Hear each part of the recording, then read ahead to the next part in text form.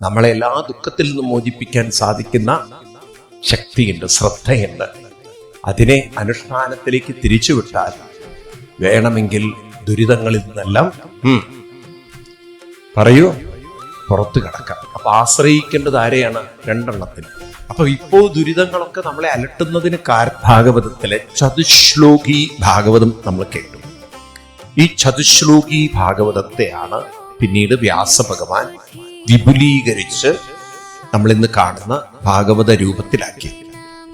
അപ്പൊ അന്ന് അദ്ദേഹം ഈ പുരാണങ്ങൾ രചിക്കുമ്പോൾ അതിനൊരു സിസ്റ്റമുണ്ട്, അതിനൊരു സമ്പ്രദായമുണ്ട്. ഇന്ന് അതിനെ സിലബസ് നമ്മൾ പറയും. ഒരു കരിക്കുലം ഉണ്ടാക്കി കഴിഞ്ഞാൽ കരിക്കുലത്തിനൊരു സിലബസ്, ഇന്ന ടോപ്പിക് ഇന്ന ടോപ്പിക് ഇന്ന ടോപ്പിക് എന്നുള്ള രീതിയിൽ. അപ്പൊ പ്രസന്റേഷൻ, ഇപ്പൊ ഈ ഭാഗവതം അങ്ങനെ ഒരു സിലബസ് ബേസ്ഡ് ബുക്കാണ്. ഇതിനെ ഭാഗവതത്തിൽ പറയാം ലക്ഷണങ്ങൾ എന്നാ പറയാം. എന്താ പറയാ? ലക്ഷണം. ഇപ്പൊ എന്തൊക്കെയാണ് ലക്ഷണം? സർഗം, വിസർഗം, സ്ഥാനം, പോഷണം, ഉദയ, മന്വന്തരം, ഈശാനത, നിരോധം, മുക്തി, ആശ്രയം. 10 ലക്ഷണങ്ങളാണ്. അപ്പൊ അവസാനം ഭാഗവതം എത്തിക്കുന്നത് ആശ്രയത്തിലേക്കാണ്. എന്താണ് നമ്മൾ ആശ്രയിക്കേണ്ടത്? എന്തിനെ ആണ് ആശ്രയിക്കേണ്ടത്? 2-ാം സ്കന്ധം 10-ാം അധ്യായത്തില് ഈ കാര്യം ഓർമ്മിപ്പിക്കുന്നുണ്ട് നമ്മളെ. അപ്പൊ നമ്മൾ പലപ്പോഴും ഈ പുരാണങ്ങളൊന്നും കേൾക്കാതെ, പഠിക്കാതെ, മനസ്സിലാക്കാതെ നമ്മൾ അങ്ങനെ വളർന്നു വരുന്നതുകൊണ്ട് ആത്മീയത നമുക്ക് വ്യക്തമല്ല. അപ്പൊ നമ്മൾ പറയാ ഭഗവാനെ ആശ്രയിക്കണം, ദൈവത്തെ ആശ്രയിക്കണം എന്നല്ലേ പറയാ. ആരാണ് ഈ ഭഗവാൻ എന്നത് നിങ്ങൾക്ക് മനസ്സിലാവണമെങ്കിൽ ഭാഗവതം തന്നെ പഠിക്കണം. ഇപ്പൊ ഇവിടെ 10-ാമത്തെ അധ്യായം, 2-ാം സ്കന്ധം 10-ാം അധ്യായത്തിലെ 7-ാം ശ്ലോകം, അവിടെ പറയുന്നു ആരെയാണ് ആശ്രയിക്കുന്നത്. ആഭാസശ്ച നിരോധശ്ച യതശ്ച അധ്യവസീയതേ സ ആശ്രയ പരം ബ്രഹ്മ പരമാത്മേതി ശബ്ദതേ. അപ്പോ നമുക്ക് ആശ്രയിക്കേണ്ടതായ സത്യം ആര് തന്നെയാണ്? പരമാത്മാവ് തന്നെയാണ് പരം ബ്രഹ്മ. അത് തന്നെയാണ് പരം ബ്രഹ്മ. ഇപ്പൊ ഞാൻ പറഞ്ഞു, ഈ ബ്രഹ്മം എന്നുള്ള വാക്ക് നമുക്കിപ്പം മനസ്സിലാവില്ല. അറ്റ്ലീസ്റ്റ് നിങ്ങൾ നേരത്തെ പറഞ്ഞത് ഓർക്കുക. നമ്മുടെ മനസ്സിൽ ഇനിയും ഒരുപാട് ഓർമ്മകൾ നമുക്ക് സൂക്ഷിക്കാൻ ഒരു സ്പേസ് തരുന്ന അനന്തബോധം, പരിമിതികളില്ലാത്തൊരു ബോധം എവിടെയുണ്ട്? നമ്മുടെ ഉള്ളിലുണ്ട്. അതിൻ്റെ ഒരു ഭാഗം മാത്രമാണ് നമ്മൾ വേലി കെട്ടി അടച്ചിരിക്കുന്നത്. അതാണ് ഞാൻ പറഞ്ഞ എൻ്റെ ഇഷ്ടം, എൻ്റെ ഇഷ്ടക്കേട്, രാഗദ്വേഷം. ഈ ഒരു പരിധിയിൽ നിന്നുകൊണ്ടാണ് നമ്മൾ ജീവിതത്തെ കാണുന്നത്. എന്നാൽ ഇതിനപ്പുറത്തൊരു സ്പേസ് ഉണ്ട്, നമ്മളാരും അറിയുന്നില്ല. അവിടെയാണ് നിങ്ങൾ ഈ അനുഷ്ഠാനങ്ങൾ ചെയ്യുമ്പോൾ നിങ്ങൾ ഈ ബൗണ്ടറി ക്രോസ് ചെയ്യണം. അതുകൊണ്ട് നിങ്ങളുടെ ഉള്ളിൽ തന്നെ നിങ്ങളുടെ സകല ദുഃഖ ദുരിത ദുരന്തങ്ങളിൽ നിന്നും പുറത്തു കൊണ്ടുവരാൻ കഴിവുള്ള ബോധം, ശ്രദ്ധ നിങ്ങളിലുണ്ട്. ബോധവും ശ്രദ്ധയും നിങ്ങളിലുണ്ട്. അപ്പൊ നമ്മൾ യൂസ് ചെയ്യാത്തൊരു അനന്തബോധം. ഏതുപോലെ ഈ ഹാള് നോക്കിയാൽ മതി, ഇതിന്റെ പുറത്ത് വലിയൊരു സ്പേസ് ഉണ്ട് അല്ലേ? പക്ഷെ നമ്മൾ ഈ ബൗണ്ടറി ഇട്ടതുകൊണ്ട് പുറത്തുള്ളൊരു സ്പേസിനെ നമ്മൾ ആരും കാണുന്നില്ല. ഇതുപോലെ ഞാനും നിങ്ങളും ഉള്ളിൽ ബോധത്തിൽ ഒരു ഫെൻസിങ് ചെയ്തു, ഒരു ബൗണ്ടറി ഇട്ട് കഴിഞ്ഞു. അതാണ് ഞാൻ, എൻ്റെ സുഖം, എൻ്റെ ഇഷ്ടമില്ലായ്മ. ഈ ഒരു ബൗണ്ടറിയിൽ നിന്നിട്ട് നമ്മൾ ജീവിതത്തെ നോക്കുക. അപ്പൊ എൻ്റെ ഇഷ്ടങ്ങളൊക്കെ വന്നാൽ ഞാൻ സന്തോഷം, എൻ്റെ ഇഷ്ടത്തിന് എതിരായിട്ട് വല്ലതും വന്നാൽ ഞാൻ റിയാക്ട് ചെയ്യുന്നു, പ്രൊട്ടസ്റ്റ് ചെയ്യുന്നു, ഞാൻ വളരെ മെന്റലി അപ്സെറ്റ് ആവുന്നു. ഇല്ലേ? ശരിയാണോ? ആണോ? ഇത് നമുക്ക് തിരിച്ചറിയാൻ സാധിച്ചാൽ ഇത്രയേ ഉള്ളൂ എന്നുള്ള ജീവിതത്തെ നമ്മൾ മറികടക്കണം. പലർക്കും ആ ബൗണ്ടറിയിൽ നിന്ന് പുറത്ത് കിടക്കാൻ പറ്റില്ല. അവരാ ബൗണ്ടറി തന്നെ കുരുങ്ങിപ്പോയി. ഒരു കുക്കൂൺ പോലെ, പട്ടുനൂൽ പുഴു, അതിന്റെ ശരീരത്തിൽ നിന്ന് വരുന്ന ഒരു സിറം, അതിന്റെ ഉള്ളിൽ നിന്ന് വരുന്ന ഒരു ജ്യൂസാണ് നൂലായി, പട്ടുനൂലായി മാറുന്നത്. ഈ പട്ടുനൂൽ പുഴു എന്ത് വെച്ചാൽ ആ നൂല് ചുറ്റി ചുറ്റി ചുറ്റി ചുറ്റി അവസാനം അത് തന്നെ നൂലിന്റെ ഉള്ളിൽ പെട്ടു. പട്ടുനൂൽ പുഴുവിന്റെ പ്രത്യേകത അറിയും നിനക്ക്? അത് ഈ പക്ഷികളുടെ മുട്ട പോലെ ഇരിക്കും, ഈ ചെറിയ കുഞ്ഞു മുട്ട. പ്രാവിന്റെ ഒക്കെ പക്ഷികളുടെ ഒക്കെ മുട്ട ചെറിയ മുട്ടകളാണ്. അതുപോലെ ആയിരിക്കും ഏത് പട്ടുനൂൽ പുഴുവിന് കുക്കൂൺ. കണ്ടിട്ടുണ്ടോ ആരെങ്കിലും? കുക്കൂൺ കണ്ടിട്ടുള്ളവരാരെങ്കിലും കണ്ടിട്ടില്ല? ചെറിയ പട്ടുനൂൽ പുഴുവിന്റെ കുക്കൂൺ, പട്ടിന്റെ ഒരു ചെറിയൊരു മുട്ട പോലെ. ഈ പുഴു അതിന്നാണ് ഈ നൂല് വരുന്നത്. പക്ഷെ ഈ പുഴുവിന്റെ കഷ്ടകാലത്തിന് പുഴു എന്ത് ചെയ്താൽ കൂട്ടിന്റെ ഉള്ളിൽ പെട്ടു, തനിക്ക് അഗെയിൻസ്റ്റ് ഈ നൂല് ചുറ്റും. അങ്ങനെ ചുറ്റി ചുറ്റി ചുറ്റി ചിലപ്പോണ്ടല്ലോ, പണ്ട് കാലത്ത് പശുവിനെ വളർത്തിയവരാരുണ്ട്? പശു ഉണ്ടായിരുന്നവർ എത്ര പേരുണ്ട് പഴയ കാലത്ത്? ഈ പശുവിനെയൊക്കെ പടത്തോ ഇതൊക്കെ കെട്ടുകയാണെങ്കിൽ ചിലപ്പോൾ അത് കുറ്റിയിൽ കുരുങ്ങി കുരുങ്ങി കുരുങ്ങി കുരുങ്ങി കുരുങ്ങി കുരുങ്ങി കുരുങ്ങി കുരുങ്ങി താനൊരു കുരുക്കിലാ പെടുന്നെന്നുള്ളത് ആരറിയില്ല? പശു അറിയില്ല, അല്ലേ? അത് അതിൽ കെട്ടിച്ചുറ്റി കെട്ടിച്ചുറ്റി. ഇപ്പൊ നിങ്ങളൊക്കെ ഈ തുന്നുന്നവരൊക്കെ ആണെങ്കിൽ ചില സമയത്ത് നിങ്ങൾ സൂചിയും നൂലൊക്കെ കോർത്ത് എവിടെയെങ്കിലൊക്കെ കൊണ്ടുപോയിട്ടുണ്ടാവും. കുറെ കഴിഞ്ഞാൽ ഈ നൂല് കുരുങ്ങി അത് നൂല് പിന്നെ ഇപ്പോഴത്തെ കാലത്തൊക്കെ മുറിച്ച് കളഞ്ഞ് പോണാൻ പോട്ടെ, വേറെ പുതിയതെടുക്കും. പണ്ട് ആളുകൾ മെനക്കെടും അതെന്നൊക്കെ, അല്ലേ? ആ കെട്ടൊക്കെ ഒന്ന് മാറ്റി ഉണ്ടോ ഇല്ലയോ പഴയ കാലത്ത്? ഇന്നിപ്പോ അതൊക്കെ മാറി. ഇന്നിപ്പം ധാരാളം കിട്ടാനുള്ളതുകൊണ്ട് അതൊക്കെ പോകും, കളഞ്ഞാലും കുഴപ്പമില്ല. അപ്പൊ ഞാൻ പറഞ്ഞു വരുന്നത്, താൻ തന്നെ ചുറ്റിക്കെട്ടി തനിക്കതൊന്ന് പുറത്തു കടക്കാൻ പറ്റാതെ. ഇതാണ് ഇന്ന് കുറെ കുട്ടികളുടെ, കുറെ ആളുകളുടെ ദുരിതം. നമ്മളുടെ ചിന്തകളാൽ നമ്മൾ നമ്മുടെ ജീവിതത്തെ പരിമിതമാക്കി ആ ചിന്തകളാണ് ഇപ്പൊ നമ്മളെ അലട്ടുന്നത്, അസ്വസ്ഥമാക്കുന്നത്. ഇതിന്ന് പുറത്ത് കടക്കാൻ കഴിയും നമുക്ക്. അതിനെന്ത് വേണം? അനുഷ്ഠാനം വേണം. എന്ത് വേണം? അങ്ങനെ അനുഷ്ഠാനം ചെയ്ത് ചെയ്ത് ചെയ്ത് ഈ ബൗണ്ടറി കടക്കുമ്പോഴാണ് ദൈവമേ ഇത്രയൊക്കെ ഉണ്ടോ? അതായത് ഒരു കിണറ്റിലുള്ള തവളയെ കൊണ്ട് കടലിലിട്ട അവസ്ഥ. കിണറ്റിൽ വളരുന്ന ഒരു തവളയെ പിടിച്ച്, അല്ലെങ്കിൽ ഒരു മീനിനെ പിടിച്ചൊരു കിണറ്റിനകത്തുള്ള മീൻ. കഴിഞ്ഞ ദിവസം ഗുരുവായൂരിൽ ഭയങ്കര വെള്ളം കയറിയിട്ട് ആ തെക്കേ നട മുഴുവൻ വെള്ളത്തിലായിരുന്നു. അപ്പൊ ആരും എനിക്കൊരു വീഡിയോ അയച്ചു ഗുരുവായൂരിലെ അവസ്ഥ. എന്നിട്ട് പറയാണ്, ഗുരുവായൂരപ്പൻ കുറെ പേർക്ക് സ്വാതന്ത്ര്യം കൊടുത്തു. ആർക്കറിയാം, തെക്കേ നട കുളത്തിൽ കുറെ മീനുണ്ടായിരുന്നു. ഈ മീനുകൾ എനിക്ക് ഒരു 10-15 വർഷമായിട്ട് അങ്ങനെ വെള്ളപ്പൊക്കുന്നോണ്ട് വരാറില്ല. ആ വെള്ളത്തിൽപ്പെട്ട് ഗുരുവായൂരപ്പന്റെ മീനായതുകൊണ്ട് ആരും പിടിക്കില്ല. ഇതൊക്കെ നല്ല വലിയ മൂട്ടം മീനുകളായിട്ട് ഇവർക്ക് വെള്ളം പൊങ്ങി, കുളത്തിൽ വെള്ളം പൊങ്ങി റൂട്ടിലായി. നാട്ടുകാർ ഗുരുവായൂരപ്പന്റെ പിന്നാലെയല്ല, മീനിന്റെ പിന്നാലെയാണ്. മനസ്സിലായില്ല? അത്ര വലിയ വലിയ മീനുകളാണ് റോട്ടിൽ കൂടെ ഇങ്ങനെ ഭക്തന്മാരെ പോലെ പോകുന്നത്. കുളത്തിലുള്ള മീനുകളൊക്കെ കൂടെ പുറത്തേക്ക് വന്നു. അപ്പൊ അതുവരെ ഞങ്ങൾ ഈ കുളത്തിൽ തന്നെ എന്ന് വിചാരിച്ചവര് വെള്ളം വന്ന് പൊങ്ങിയപ്പോൾ ഞങ്ങൾ കുളത്തിന് പുറത്ത്. പക്ഷെ പിന്നീട് അവരെവിടെ ചട്ടിയിലാണോ പാത്രത്തിലാണോ എനിക്കറിയില്ല. എന്നാൽ ഒരു കിണറ്റിലെ ഒരു മീനെ കൊണ്ട് കടലിലിട്ട് കഴിഞ്ഞാൽ എന്തായിരിക്കും അവസ്ഥ?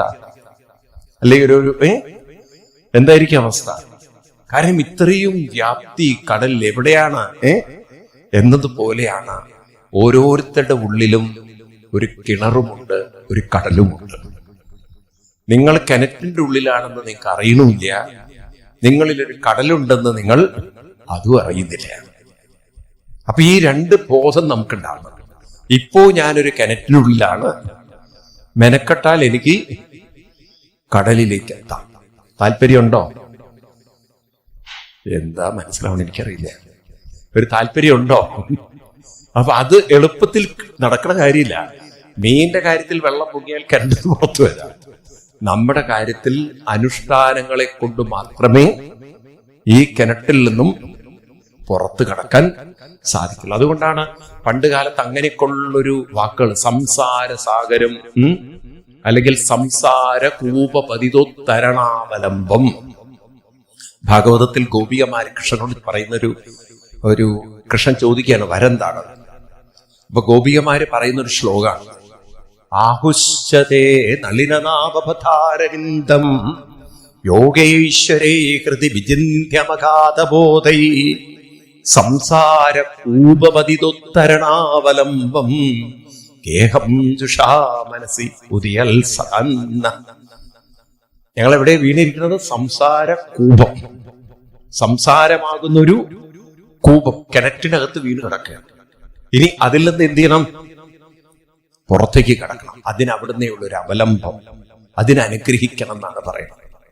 ഇപ്രകാരം ഇവിടെ ആശ്രയം തേടേണ്ടത് നമ്മളിൽ തന്നെ അനന്തമായ, നമ്മളെ എല്ലാ ദുഃഖത്തിൽ നിന്നും മോചിപ്പിക്കാൻ സാധിക്കുന്ന ശക്തിയുണ്ട്, ശ്രദ്ധയുണ്ട്.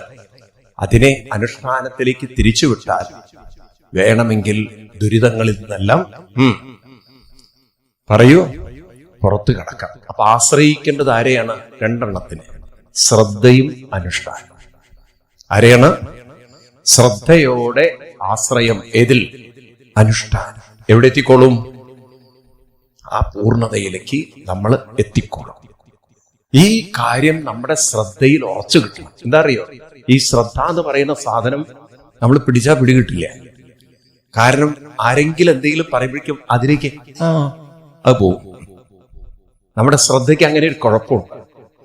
അതായത് അതിന്റെ ഉള്ളിലുള്ള വികാരങ്ങളെ ആരെങ്കിലും ഒന്നിപ്പം നിങ്ങളുടെ ഉള്ളിലൊരു മറ്റുള്ളവരുടെ കുറ്റം കേൾക്കുന്നതിലൊരു ആനന്ദം ഉണ്ടെങ്കിൽ അത് പറയുന്ന ഒരാളുടെ വർത്തമാനത്തിലേക്ക് ആര് പോവും? ശ്രദ്ധ പോവും. നിങ്ങൾക്ക് ബോധം ഉണ്ടാവില്ല. ചില ആളുകൾക്കുണ്ടല്ലോ ഇങ്ങനെ വേണ്ടാത്ത കാര്യത്തിൽ സമയം ചെലവഴിക്കുന്നതിൽ അവരുടെ ശ്രദ്ധ പോകുന്നത് അവര് അറിയേയില്ല. എന്നാൽ അല്പം ഒരു നല്ല കാര്യത്തിൽ ശ്രദ്ധ വയ്ക്കുമ്പോഴേക്കും അവർക്ക് ബോറടിക്കാൻ തുടങ്ങി. നിങ്ങൾ നോക്കുന്ന നാരായണീയമൊക്കെ നിങ്ങൾ നടത്തുമ്പം ഇപ്പൊ കുറെ ഇൻട്രസ്റ്റ് ഉള്ളവർ അവിടെ ഇരിക്കും, അല്ലാത്തവരിപ്പം ഇവിടെ വന്നു നാരായണീയത്തിന് വന്നിരിക്കുകയാണ് വിചാരിക്കുക. കുറച്ച് എന്താ ഇവര് പാടണം, എന്താ അവര് കുറച്ച് കഴിഞ്ഞാൽ അവരിയ്ക്കുമ്പോൾ തന്നെ പണി, അവര് വേറൊരു ലോകത്തിൽ. കാരണം അതിലാണ് ശ്രദ്ധ. ഇതിലേക്കൊരു ശ്രദ്ധ വരൽ അത്ര എളുപ്പമല്ല. അതിന് പറയും ജന്മാന്തരേ ഭവിത് പുണ്യം തഥാ. ഭാഗവതത്തിലെ മാഹാത്മ്യത്തിലെ 3-ാം അധ്യായത്തിലെ ലാസ്റ്റ് ശ്ലോകം നിങ്ങൾ പുസ്തകം എടുക്കുക. മാഹാത്മ്യത്തിലെ 3-ാം അധ്യായത്തിലെ ലാസ്റ്റ് ശ്ലോകം. എല്ലാവർക്കും ജന്മം എന്തുകൊണ്ടാണ് നന്നാക്കാൻ പറ്റാത്തത്? ഭഗവാൻ അങ്ങനെ പാർഷ്യാലിറ്റി ഒന്നുമില്ല. ചിലര് നന്നാവണില്ല, ചിലർക്ക് കഷ്ടകാലം ഒഴിഞ്ഞു പോകുന്നില്ല. ഒന്നിന്റെ പുറകിലൊന്നും. അതെന്താണത്? അതിനുള്ള ഉത്തരാണ് ഇവിടെ കിട്ടുന്നത്. എന്താ പറയുന്നത്? അവസാനത്തെ ശ്ലോകം, 3-ൽ അവസാനത്തെ ശ്ലോകം. ഭാഗ്യോദയേന ബഹുജന്മസമാർജിതേന സത്സംഗമേവ ലഭതേ പുരുഷാ യഥാ വൈ. കാണുന്നുണ്ടോ? ഭാഗവതത്തിലെ മാഹാത്മ്യത്തിലെ 2-ാം അധ്യായത്തിലെ ഒടുവിലത്തെ ശ്ലോകം. ഞാൻ 3-ആ പറഞ്ഞല്ലേ? 2-ൽ അവസാനത്തെ ശ്ലോകം. 2-ൽ അവസാനത്തെ ഭാഗ്യോദയേന ബഹുജന്മ സമാർജിതേന സത്സംഗമേവ ലഭതേ പുരുഷോ യഥാ വൈ അജ്ഞാനഹേതുകൃതമോഹമതന്ധകാര. കാണുന്നുണ്ടോ? അജ്ഞാനഹേതുകൃതമോഹമതന്ധകാര നാശം വിദായ തഥാ ഉദയതേ വിവേക. അതാണ് ശ്ലോകം. എന്താ പറയുന്നത്?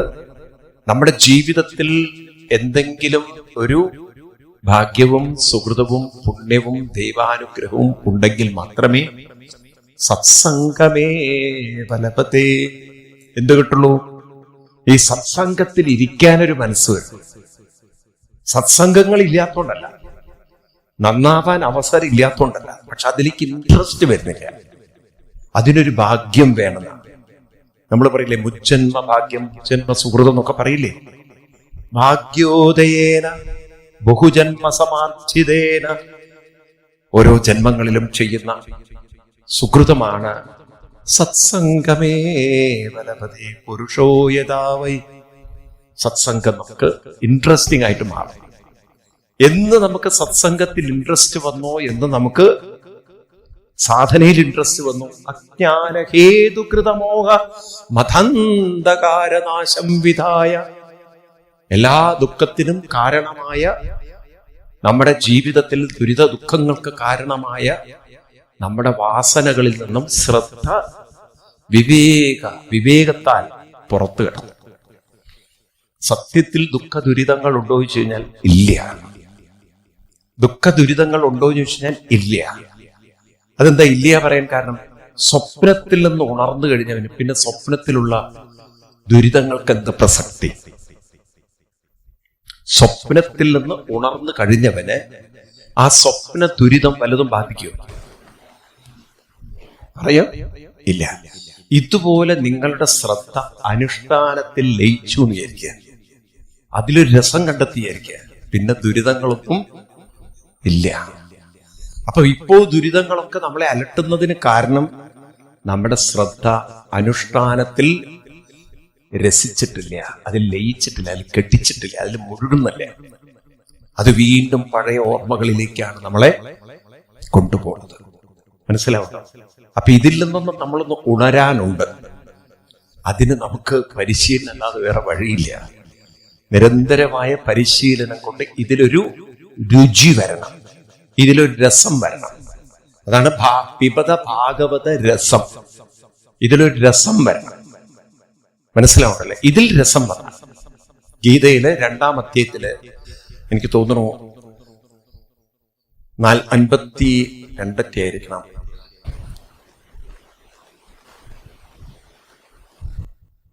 വിഷയാവിനിവർത്തന്തേ. എത്രാമത്തെ ശ്ലോകം എനിക്ക് കൃത്യം അറിയില്ലേ, 54 സംശയം. അതോ വിഷയാവിനിവർത്തന്തേ. ആർക്കെങ്കിലും ശ്ലോക നമ്പർ കിട്ടിയെന്ന് പറയണേ. വിഷയാവിനിവർത്തന്തേ 59 വിഷയാവിനിവർത്തന്തേ. ചൊല്ലു, ചൊല്ലു, ബാക്കി ചൊല്ലു. നിരാഹാരസ്യ ദേഹിന രസവർജ്യം രസോപ്യസ്യ പരം ദൃഷ്ട്വാ നിവർത്തതേ. പരമമായ ഒന്നിൽ രസം വന്നാൽ, പരമമായതോടെ ഈ അനുഷ്ഠാനത്തിൽ രസം വന്നാൽ, ഇതിൽ നമ്മുടെ മനസ്സ്, ഇപ്പൊ നിങ്ങൾ നോക്കൂ, നിങ്ങൾക്കിത് മനസ്സിലാവും. ഇപ്പൊ നമ്മൾ നാമം ചൊല്ലണമെങ്കിൽ മനസ്സിനെ നിർബന്ധിക്കണം, മനസ്സിനെ നിർബന്ധിക്കണം. ഇപ്പൊ നിങ്ങൾ നോക്കൂ, നമ്മൾ നാമം ചൊല്ലുമ്പോ ചിലർക്ക് അതിൽ അങ്ങോട്ട് മുഴുകും, ചിലർക്ക് മുഴുകില്ല. നേരെ മറിച്ച് കണ്ടവന്റെ കുറ്റം പറയുകയാണെങ്കിലോ മനസ്സിനെ നിർബന്ധിക്കണം അതിൽ ശ്രദ്ധിക്കാൻ. ആരെങ്കിലും നിങ്ങൾ കുറ്റം പറയും, ശ്രദ്ധയോടെ കേൾക്കണം കേട്ടോ. അപ്പൊ നിങ്ങളൊക്കെ സീരിയല് കാണുമ്പോ ആരെങ്കിലും പറയണോ ശ്രദ്ധിച്ചു കേൾക്കണം എന്ന് പറയുന്ന കാര്യമുണ്ടോ? കാരണം അതിലൊക്കെ ഒരു രസമുണ്ട്. ആ രസമുള്ളത് കൊണ്ട് മനസ്സതിൽ അലിഞ്ഞു ചേരും. രസം അത് നമ്മൾ ജന്മജന്മാന്തരമായിട്ട് ഉണ്ടാക്കി വെച്ച വാസനയാണ്. ഇനി ഇതും ഒരു രസമുള്ളതായി തീർന്നാൽ, പരം ദൃഷ്ട, പരമമായ ഒന്നിൽ രസം വന്നാൽ, മറ്റു രസങ്ങളൊക്കെ രസവർജ്യം, ആ രസങ്ങളൊക്കെ എന്തായി? വർജ്യമായി. വർജ്യം അതിലോടൊക്കെയുള്ളൊരു ഇൻട്രസ്റ്റ് കുറഞ്ഞു വരും. അപ്പൊ ഒന്നിൽ ഇൻട്രസ്റ്റ് വന്നാൽ മറ്റൊന്നിൽ ഇൻട്രസ്റ്റ് കുറയും. അപ്പൊ മോക്ഷത്തിനുള്ള മാർഗം എന്താണ്? അനുഷ്ഠാനത്തിൽ അത്രയും ഒരു ഇൻട്രസ്റ്റ് വരണം, അത്രയും ഒരു സാധനയിൽ മുഴുകാനുള്ള ഒരു ശ്രദ്ധ വരണം. അപ്പൊ നമുക്കിപ്പം തന്നെ നമ്മളെ മനസ്സിലാവും എത്രത്തോളം നമ്മൾ വളർന്നിട്ടുണ്ട്. ഇതിലൊരു ഇൻട്രസ്റ്റ് കൂടുതലുണ്ടെങ്കിൽ നിങ്ങൾ മനസ്സിലാക്കണം, നിങ്ങൾ കുറെ കൂടി ആത്മീയമായി വളരുന്നുണ്ട്, ഉയരുന്നുണ്ട്. ഇതിലേക്ക് അങ്ങോട്ട് ഇൻട്രസ്റ്റ് കുറച്ച് വന്നിട്ടുള്ളൂ എങ്കിൽ മനസ്സിലാക്കണം, കുറച്ചുകൂടി ദൂരം പോവാനുണ്ട്. തീരെ ഇൻട്രസ്റ്റ് വന്നില്ലെങ്കിൽ മനസ്സിലാക്കണം, ജന്മം ഇനിയും എടുക്കേണ്ടതുണ്ട്. ഈ ജന്മം കൊണ്ടൊന്നും നടക്കണ കാര്യമില്ല. അങ്ങനെ നമുക്ക് മനസ്സിലാവും നമ്മൾ എവിടെയാണ് നമ്മൾ നിൽക്കുന്നത്. മനസ്സിലാവില്ലേ? അപ്പൊ ഒരു കാര്യം ഉറപ്പാണ്, ഇതിൽ ഇൻട്രസ്റ്റ് വന്നാലേ മറ്റ് ഇൻട്രസ്റ്റുകൾ കുറയും. അപ്പൊ ദുഃഖം ദുരിതമൊക്കെ അലട്ടാതിരിക്കണമെങ്കിൽ എന്ത് വേണം? ഇതിനോട് അത്രയും ലയവും രസവും ആസ്വാദനവും ആനന്ദവും വന്നാൽ പിന്നെ ദുഃഖമില്ല. അതാണ് ഭട്ടതിരിപ്പാട് അദ്ദേഹത്തിന്റെ മനസ്സിതിൽ അലിഞ്ഞു ചേർന്നത് കൊണ്ട് അദ്ദേഹം പറഞ്ഞു, ഇപ്പോൾ എൻ്റെ ഉള്ളിലുള്ള സകല ദുഃഖങ്ങളും പോയി എന്നാണ്. അതാണ് നാരായണീയത്തിൽ അവസാനം നിങ്ങൾ കാണും, യോഗീന്ദ്രാണം ത്വതങ്കേഷധിക സുമധുരം സുമധുരം അധിക സുമധുരം മുക്തിഭാജം നിവാസോ ഭക്താരം കാമവർഷ ത്യുതരുകിസലയം നാഥതേ പാദമൂലം. അപ്പൊ ഭഗവാന്റെ ആ പാദത്തെ മനസ്സിൽ കണ്ട് നാമത്തിൽ മുഴുകുമ്പോൾ ചിത്തസ്ഥിതം മേ പവനപുരവതേ കൃഷ്ണ കാരുണ്യസിന്ധോ കൃത്വാ നിശേഷതാപാൻ. താപങ്ങളൊക്കെ കൃത്വ. അപ്പൊ മനസ്സിലിപ്പോ എന്തില്ല? ഈ വാതരോഗത്തിന്റെ വേദനയൊന്നുമില്ല, അതൊക്കെ കൃത്വ. അപ്പൊ മനസ്സെവിടെയാണ്? പരമാനന്ദ സന്തോഷ ലക്ഷ്മി. എവിടെയാണ് മനസ്സ്? പരമാനന്ദ സന്തോഷ ലക്ഷ്മി എന്ന് പറഞ്ഞാൽ അത്രയും മനസ്സ് പരമാനന്ദത്തിൽ മുഴുകിക്കണം. അതുകൊണ്ട് ഞാൻ വേദനകളൊന്നും ഹൃത്വ നിശേഷതാപാൻ, താപങ്ങളൊക്കെ ഞാൻ ഹൃത്വ ഇല്ലാതായി വേരറ്റുപോയി എന്നാണ്. അപ്പൊ ഈ ഒരു മാനസികാവസ്ഥയിലേക്ക് മനുഷ്യർക്കൊക്കെ ഉയരാം. പക്ഷെ ഇതത്ര എളുപ്പമല്ല, ഇതൊരു ബുദ്ധിമുട്ടുള്ള വഴിയാണ്. അതാണ് കഠോപനിഷത്തിൽ പറയും, ഇതത്ര എളുപ്പമല്ല. കഠോപനിഷത്തിൽ നിങ്ങൾ കേട്ടിട്ടുണ്ടാവും ഈ മന്ത്രം, ഉത്തിഷ്ഠത ജാഗ്രത പ്രാപ്യപരന്യബോധത ക്ഷുരസ്യധാര നിശിതാ ദുരത്യ ദുർഗം പദസ്തത് കവയോ വദത്തി. മൂർച്ചയുള്ള വാളിന്റെ, കേട്ടിട്ടില്ല ഇത്? നല്ല മൂർച്ചയുള്ള വാളിന്റെ മുകളിലൂടെ പോകുന്ന പോലെയാണ്. എപ്പ വേണമെങ്കിലും താഴെ വീഴാം. അത്ര എളുപ്പമല്ല ഈ പാത എന്നുള്ളത്. അതല്ലേ നമുക്ക് മലയാളത്തിൽ ഇതൊക്കെ പറഞ്ഞിട്ടുണ്ട്. വലിയൊരു കാട്ടിലകപ്പെട്ടേനാം വഴിയും കാണാതെ ഉഴലുമ്പോൾ വഴിയിൽ നേർവഴി അരുളേണം നാഥ തിരുവൈക്കം വാഴും ശിവശംഭോ. പിന്നെന്താണ്? എളുപ്പമായുള്ള വഴിയെ ചിന്തിച്ചാൽ ഇടയ്ക്കിടെയാറു പടിയുണ്ട്. അപ്പം വഴി അത്ര എളുപ്പമല്ല, പടി കയറി തന്നെ വേണം. ഈ വഴി അത്ര എളുപ്പമല്ല, 6 പടി കയറണം. നിങ്ങൾ ആ സമയത്ത് പറയണം മുട്ടിന് വയ്യ, അവിടെ ഇരുന്നോളൂ. അപ്പം എളുപ്പമായുള്ള വഴിയെ ചിന്തിച്ചാൽ എളുപ്പമാണെന്നൊക്കെ നിങ്ങൾ വിചാരിച്ചാലും ഇടയ്ക്കിടയ്ക്ക് പടിയുണ്ട്. നിങ്ങൾ പറയാണ് എന്റെ കാല് പോകില്ല, അവിടെ ഇരുന്നോ. അപ്പൊ പടി കയറി തന്നെ വേണം. പടി കയറാതെ ഇവിടുന്ന് അപ്പുറത്തേക്ക് കടക്കാൻ, പടി 6 കടന്നാൽ ശിവനെ കാണാകും. പടിയാറും കടന്ന് അവിടെ ചെല്ലുമ്പോൾ ശിവനെ കാണാകും ശിവശംഭോ. അങ്ങനെയല്ലേ? പടി 6 കടക്കണം. മെനക്കെടാൻ ഇല്ലേ? പണിയെടുക്കേണ്ടതില്ലേ? എളുപ്പാണോ? നിങ്ങളെന്താ മൂകരായിട്ടിരിക്കുന്നത്? എളുപ്പാണോ? ഇതെന്താ ഉരുട്ടി വിഴുങ്ങല്ല, പണിയെടുക്കണം.